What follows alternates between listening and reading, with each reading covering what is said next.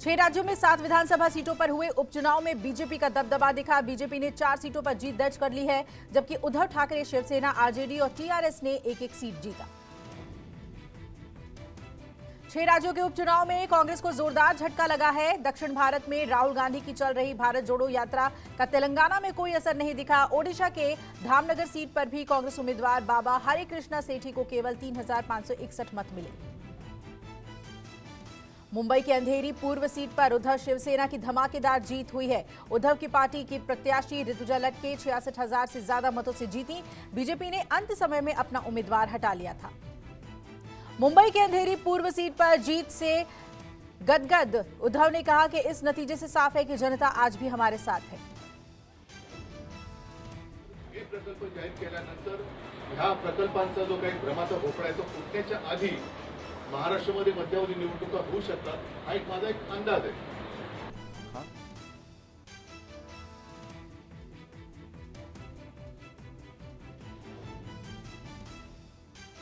Gopalganj seat पर BJP ने कब्जा बरकरार रखा है। आरजेडी अध्यक्ष लालू प्रसाद के गृह जिले में बीजेपी प्रत्याशी कुसुम देवी ने आरजेडी उम्मीदवार मोहन प्रसाद गुप्ता को 2,000 से ज्यादा मतों से हराया।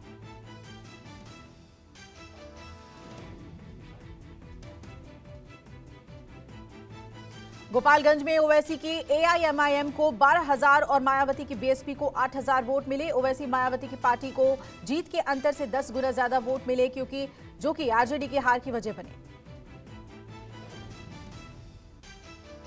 हरियाणा के आदमपुर सीट पर हुए विधानसभा चुनाव में सत्ताधारी बीजेपी को जीत मिली है। बीजेपी के भव्य बिश्नोई ने कांग्रेस उम्मीदवार जयप्रकाश को करीब 16,000 मतों के अंतर से हराया है।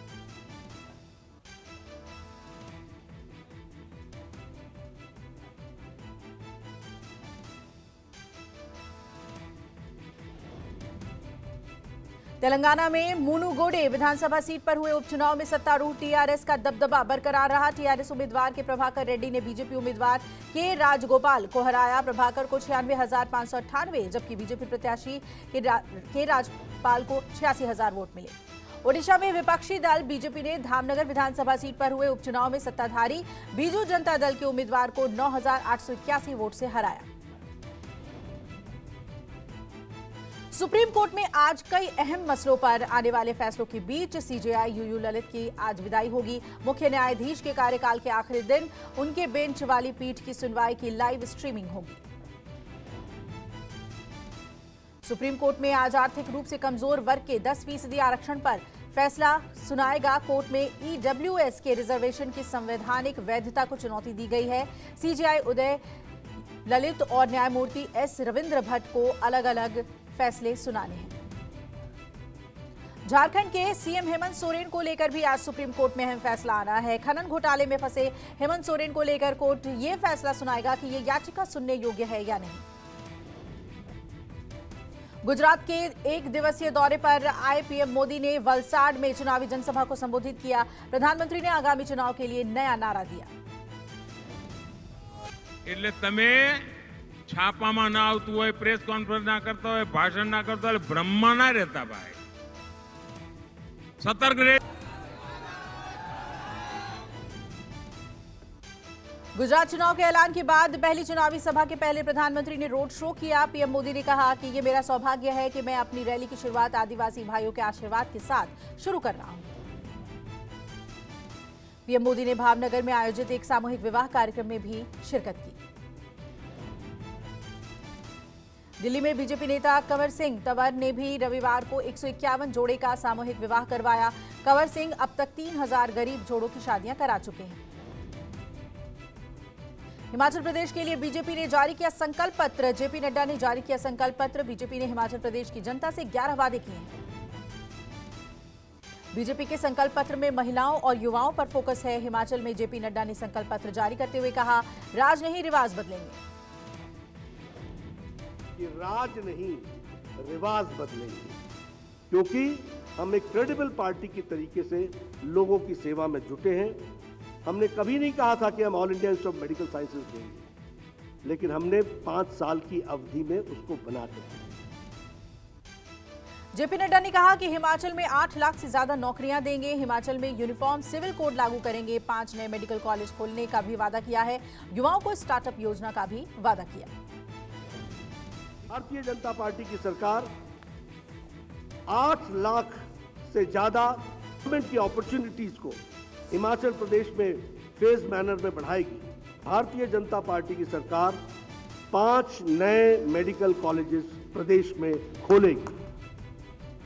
बीजेपी ने हर विधानसभा में मोबाइल क्लिनिक खोलने का भी वादा किया है। नड्डा ने कहा 5 साल में सभी गांव पक्के सड़कों के साथ जोड़ देंगे।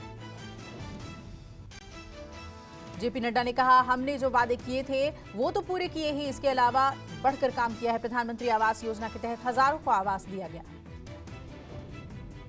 कहा था वो तो किया ही किया, जो नहीं कहा था उसे भी पूरा किया है। विकास के दृष्टि से एक नए आयाम को हम लोगों ने स्थापित किया है। बीजेपी के संकल्प पत्र को हिमाचल कांग्रेस प्रभारी राजीव शुक्ला ने झूठ का पुलिंदा बताया।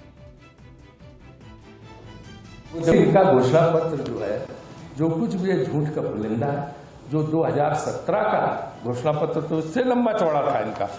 वो देखो भरा हुआ, देखो 3-3 पेज का था और कुछ नहीं लागू किया।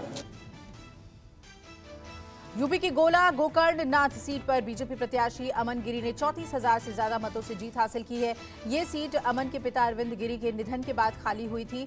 अमन ने सपा प्रत्याशी विनय तिवारी को हराया है। सपा अध्यक्ष और पूर्व मुख्यमंत्री अखिलेश यादव ने चुनाव में धांधली का आरोप लगाया। अखिलेश ने कहा सरकारी मशीनरियों का दुरुपयोग कर बीजेपी ने चुनाव जीता। बिहार में 2 सीटों पर हुए उपचुनाव में 1 सीट सत्तारूढ़ महागठबंधन को मिला, जबकि 1 सीट पर बीजेपी विजयी रही। मोकामा सीट पर आरजेडी की नीलम देवी ने बीजेपी की सोनम देवी को हराया है। आप लोग जान रहे हैं कि ये चुनाव मोकामा का एक तरफा रहा। मुकाबला दिलचस्प रहा। जो हम लोगों का प्रयोग था वो काफी हद तक सफल रहा है। हिमाचल चुनाव में बीएसपी सुप्रीमो मायावती की भी एंट्री हुई है। सोलनपुर की बद्दी में चुनाव प्रचार करेंगी मायावती। बीएसपी ने 68 सीटों में से 55 सीटों पर उतारे अपने उम्मीदवार। बीएसपी ने पंजाब नेतृत्व के 30 बड़े चेहरों को स्टार प्रचारक के तौर पर शामिल किया है। प्रदेश अध्यक्ष सरदार जसवीर सिंह, विधायक और प्रभारी समेत कई पदाधिकारियों पर चुनाव की जिम्मेदारी। मध्य प्रदेश में श्योपुर के कुनो नेशनल पार्क में नामीबिया से लाए गए 8 चीते बड़े बाड़े में छोड़ने की कवायद इनकी शुरू हो गई है। 8 चीतों में 2 चीतों को बड़े बाड़े में छोड़ दिया गया है।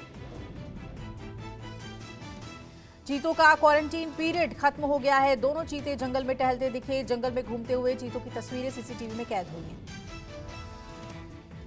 पीएम मोदी ने चीतों के क्वारंटीन पीरियड खत्म होने पर ट्वीट करके खुशी जाहिर की। पीएम मोदी ने ट्वीट करके लिखा, मुझे खुशी है कि सारे चीते स्वस्थ और एक्टिव हैं। सीबीआई की टीम ने आसनसोल जेल में टीएमसी विधायक अणुव्रत मंडल से की पूछताछ।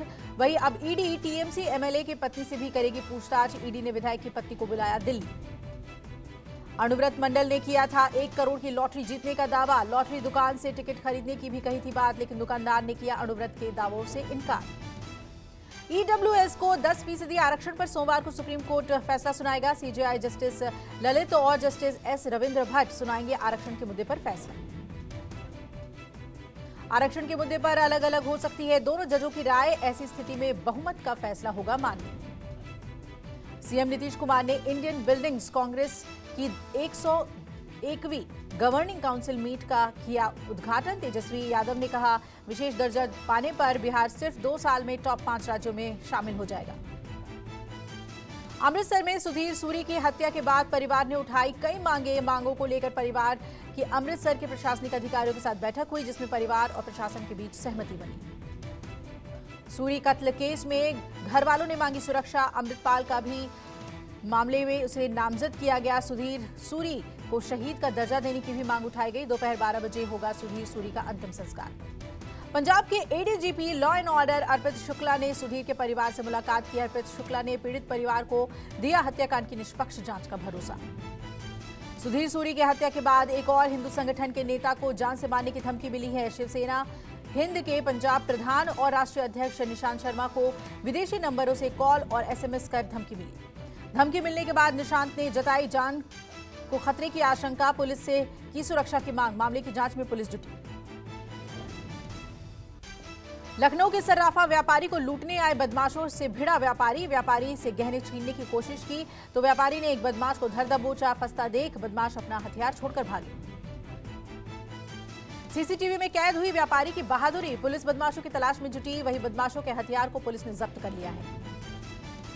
जयपुर में एक समुदाय विशेष के युवकों ने एक शादी समारोह में घुसकर जमकर तोड़फोड़ की। बताया जा रहा है कि पीड़ित परिवार ने डर की वजह से फेरे की रात को अंधेरे में छिपकर करवाया। एक विशेष समुदाय के कुछ युवक लाठी डंडे लेकर शादी समारोह में घुस गए थे और लोगों से मारपीट भी करने लगे। शादी समारोह में की गई इस गुंडई की वारदात सीसीटीवी कैमरे में कैद हुई। बिहार के गया से सनसनीखेज वारदात सामने आई है। गया के एक गांव में कुछ लोगों ने जादू टोना के शक में एक महिला को पहले उसके साथ मारपीट की, फिर उसे जिंदा जला दिया। गांव के लोगों ने घर में घुसकर महिला को जिंदा जलाया। पुलिस ने शव को अपने कब्जे में ले लिया है। पुलिस जांच में जुटी। तेलंगाना के रंगारेड्डी सरकारी कस्तूरबा आवासीय बालिका विद्यालय में नाश्ता करने से 50 से ज्यादा छात्राएं बीमार हो गईं। बीमार छात्राओं को नारायण खेड़ के सरकारी अस्पताल में भर्ती कराया गया। आरोप है कि नाश्ते में बच्चों को कुछ मुरमुरे दिए गए थे जिनमें कथित तौर पर कीड़े थे। जिला शिक्षा अधिकारी ने घटना को गंभीरता से लेते हुए हॉस्टल प्राचार्य और 5 कर्मचारियों को निलंबित कर दिया है। पश्चिम बंगाल के जलपाईगुड़ी में पुलिस ने बड़ी कार्रवाई की। 1 करोड़ के सोने के बिस्किट के साथ 2 व्यक्ति को गिरफ्तार किया। मध्य प्रदेश के उज्जैन में मिशनरी स्कूल के टीचर पर गंभीर आरोप। टीचर पर पढ़ाई के दौरान छात्राओं का अश्लील वीडियो बनाने का आरोप है। छात्राओं ने अपने परिवार से शिकायत की, जिसके बाद परिवार वालों ने स्कूल पहुंचकर हंगामा किया। टीचर के खिलाफ पॉक्सो एक्ट के तहत मामला दर्ज। मध्य प्रदेश के इंदौर में लड़की को जबरन कार में बिठाने का वीडियो वायरल हुआ है। लड़की को जबरन कार में बिठाने के मामले में पुलिस ने स्वतः संज्ञान लिया। लड़की से पुलिस ने पूछताछ की, जिसमें लड़की ने भाई बहन की कहासुनी की बात बताई, पर पुलिस ने अज्ञात युवक के खिलाफ मामला दर्ज कर तलाश शुरू की। यूपी के जौनपुर में रास्ते के विवाद को लेकर 2 पक्षों में जमकर मारपीट हुई है। मौके पर पहुंची पुलिस के द्वारा एक पक्षीय कार्रवाई करने से नाराज ग्रामीणों ने पुलिस टीम पर जमकर पथराव किया। पत्थरबाजी में पुलिस की 2 गाड़ियों को काफी नुकसान हुआ है। मामला इतना बढ़ा कि पुलिस दल को घटनास्थल से जान बचाकर भागना पड़ा। पुलिस पर घायलों को घंटों थाने में बिठाने का आरोप लगा। नोएडा में एक निर्माणाधीन मकान के लिए खुदाई के दौरान मिट्टी का ढेर, 7 साल के बच्चे पर गिरा। हादसे में मासूम की हुई मौत। पुलिस ने 2 को किया गिरफ्तार। पुलिस ने मकान के मालिक राजेश अरोड़ा और ठेकेदार को गिरफ्तार किया है। दोनों पर निर्माण कार्य के दौरान लापरवाही बरतने का आरोप। विधानसभा चुनाव घोषित होते ही सूरत में कपड़ा कारोबारियों ने चुनावी मटेरियल का कर लिया है स्टॉक। सूरत में व्यापारियों ने लाखों मीटर कपड़े से बनाए पार्टियों के झंडे और बैनर। चुनाव में पार्टियों की प्रचार सामग्री से कारोबारियों को मुनाफा। चुनावी सरगर्मी के चलते अच्छे कारोबार से खुश हुए सूरत के व्यापारी। विश्वविख्यात ऐतिहासिक सोनपुर मेला का आयोजन कोरोना संकट काल के 2 साल बाद हो रहा है। मेले का आयोजन स्थानीय लोगों और व्यापारियों में खुशी का माहौल। जोधपुर में युवक ने पूरे परिवार की हत्या कर खुद भी जान दी। पिता को कुल्हाड़ी से मारा और मां और 2 बेटों को नींद की गोलियां खिलाकर टैंक में फेंक दिया। पुलिस के मुताबिक आरोपी की पत्नी परिवार से अलग रहने की जिद कर रही थी, जिसकी वजह से वो परेशान था और घटना को अंजाम दिया। लखनऊ में कार में लगी भीषण आग, देखते ही देखते आग ने विकराल रूप लिया। कार चला रहे युवक ने कूद कर बचाई जान। इस घटना के दौरान यातायात बाधित होने से सड़क पर लंबा जाम लग गया। सीतापुर में मगरमच्छ के रेस्क्यू मिशन के दौरान वनकर्मी पर मगरमच्छ ने हमला किया। घायल को इलाज के लिए अस्पताल में भर्ती कराया गया। वहीं मगरमच्छ को पकड़कर घाघरा नदी में छोड़ दिया गया। केरल के एक शख्स पर 6 साल के मासूम के साथ मारपीट का वीडियो सोशल मीडिया पर वायरल। पुलिस ने मामला दर्ज कर आरोपी को गिरफ्तार किया। दिल्ली के डाबरी थाना क्षेत्र में एक जमीनी विवाद में मकान मालिक और किराएदार के बीच जमकर लाठी डंडे चले। हमलावर लाठी डंडों से लैस होकर गाड़ी से आए थे और हमला कर फरार हो गए। राजस्थान के भरतपुर में टोल प्लाजा के पास एक सड़क हादसा, 2 लोगों की हुई मौत। आगरा की तरफ जा रही एक कार अमोली टोल पर टोल कटवाने के लिए रुकी हुई थी, तभी पीछे से आ रहे एक ट्रेलर ने खड़ी कार को जोरदार टक्कर मार दी। चेन्नई में एनएससी बोस रोड पर एक इमारत का हिस्सा ढह गया और एक व्यक्ति की मौत हो गई। 3 लोग घायल हुए हैं, सभी को अस्पताल में भर्ती कराया गया। भारत से 2500 सिख श्रद्धालुओं का जत्था गुरु नानक जयंती समारोह में शिरकत करने पाकिस्तान पहुंचा। ननकाना साहिब में 8 नवंबर से समारोह शुरू होगा। भारतीय श्रद्धालुओं को ट्रेन से ननकाना साहिब ले जाया गया। लिस्टरशायर में हुए सांप्रदायिक हिंसा में राष्ट्रीय स्वयंसेवक संघ की कोई भूमिका नहीं है। हिंसा की जांच के बाद ब्रिटिश थिंक टैंक ने उन दावों को सिरे से खारिज किया। पाकिस्तान के पूर्व प्रधानमंत्री इमरान खान 8 मार्च से फिर लॉन्ग मार्च की शुरुआत करेंगे। उन्होंने कहा कि पंजाब के वजीराबाद जहां उन पर हमला किया गया था वहीं से मार्च की शुरुआत करेंगे। पाकिस्तान में पीटीआई प्रमुख इमरान खान और सेना के बीच तनाव बढ़ गया। इमरान पर हमले के लिए सेना के वरिष्ठ अधिकारी पर आरोप लगाने का सेना ने विरोध किया। सेना ने इल्जाम को बेबुनियाद और गैर जिम्मेदाराना बताया। पाकिस्तान में सीपीईसी प्रोजेक्ट पर काम कर रहे चीनी श्रमिकों की सुरक्षा बढ़ा दी गई है। चीनी श्रमिक को पाकिस्तान सरकार अब बुलेट प्रूफ गाड़ियां मुहैया कराएगी। जुलाई में 13 चीनी श्रमिकों की हत्या हुई थी। रूस के राष्ट्रपति पुतिन ने फ्रांस के राष्ट्रपति इमैनुअल मैक्रों से बातचीत में जीत के लिए परमाणु हमले की चेतावनी दी है। पुतिन ने नागासाकी हिरोशिमा का जिक्र करते हुए कहा कि जीत के लिए बड़े शहरों को निशाना बनाया जाना जरूरी नहीं। पाकिस्तान और शहबाज T20 वर्ल्ड कप में सेमीफाइनल में पाकिस्तान के पहुंचने की खुशी पर प्रधानमंत्री शहबाज शरीफ ने अपनी खुशी जाहिर की। शहबाज ने ट्वीट कर पाकिस्तान टीम और दक्षिण अफ्रीका को हराकर उलटफेर करने वाली नीदरलैंड टीम को भी बधाई दी। पाकिस्तान की इमरान सरकार में पूर्व मंत्री रहे आजम खान स्वाति का कथित तौर पर एक फेक अश्लील वीडियो वायरल हुआ। वायरल वीडियो पर प्रेस कॉन्फ्रेंस कर आजम खान ने सफाई दी। उन्होंने खुद को अपनी पत्नी और परिवार के प्रति वफादार होने का दावा किया। तंजानिया के लेक विक्टोरिया में एक यात्री विमान दुर्घटनाग्रस्त हो गया है। मवांजा से मुकोबा जा रहा विमान एक झील में गिर गया। हादसे में 19 लोगों की मौत हो गई है। कई यात्रियों के लापता होने की खबर है। 21 यात्रियों को बचा लिया गया है। सीरियाई सेना ने तंबुओं में रह रहे लोगों की बस्ती पर रविवार को गोलीबारी कर दी और इस गोलीबारी में 9 लोगों की मौत हुई है और 77 लोग जख्मी बताए जा रहे हैं। बस्ती में गृह युद्ध से विस्थापित लोग रह रहे थे। रूस में बड़ा हादसा हुआ है। मॉस्को से 250 किलोमीटर दूर कोरस्त्रामा शहर में एक कैफे में आग लगी। आग में झुलसकर 15 लोगों की हुई मौत। कैफे में 2 गुटों में विवाद के बाद ताबड़तोड़ गोलियां चली। अधिकारियों के मुताबिक प्लेयर गन की वजह से आग लग गई। बचावकर्ताओं ने 250 लोगों को बाहर निकाला। कोरस्त्रोमा बार में आग लगने के मामले में एक संदिग्ध को हिरासत में लिया गया है। पुलिस ने संदिग्ध की पहचान भी कर ली है। गोलीकांड में घायल इमरान खान ने हॉस्पिटल में अपनी जान बचाने वाले लड़के से की मुलाकात। टी शर्ट पर दिया ऑटोग्राफ। पाकिस्तानी चैनल जिया न्यूज के हवाले से खबर। इमरान खान ने जान बचाने वाले इब्तिसाम से कहा, आप एक पाकिस्तानी नायक हैं, आपने अदम्य साहस दिखाया है। पाकिस्तान ने इमरान खान के लाइव भाषण, प्रेस कॉन्फ्रेंस या इंटरव्यू पर लगाया पूरी तरह से प्रतिबंध। बैन लगने के बाद पाकिस्तानी सरकार ने प्रतिबंध हटाने का दिया निर्देश। इमरान खान के आरोप पर प्रधानमंत्री शहबाज शरीफ ने दी पहली बार प्रतिक्रिया। कहा, इमरान के आरोप झूठे और निराधार। पीएम शहबाज शरीफ ने न्यायाधीश से इमरान के आरोपों की जांच के लिए आयोग के गठन की सिफारिश की है। कहा, अगर हमले में मेरी भूमिका पर पाए जाने पर दे दूंगा प्रधानमंत्री पद से इस्तीफा। T20 वर्ल्ड कप 2022 के सेमीफाइनल के लिए 4 टीमों का हुआ फैसला। 9 नवंबर को पहले सेमीफाइनल में सिडनी क्रिकेट ग्राउंड में पाकिस्तान का मुकाबला न्यूजीलैंड और 10 नवंबर को एडिलेड में भारत का मुकाबला इंग्लैंड से होगा। मेलबर्न क्रिकेट ग्राउंड में भारत ने अपने आखिरी ग्रुप मैच में जिम्बाब्वे को 71 रनों से हराया। टीम इंडिया ने पहले बल्लेबाजी करते हुए 187 रनों का लक्ष्य रखा। जवाब में जिम्बाब्वे ने 17.2 ओवर में 115 रनों पर ऑल आउट हुई।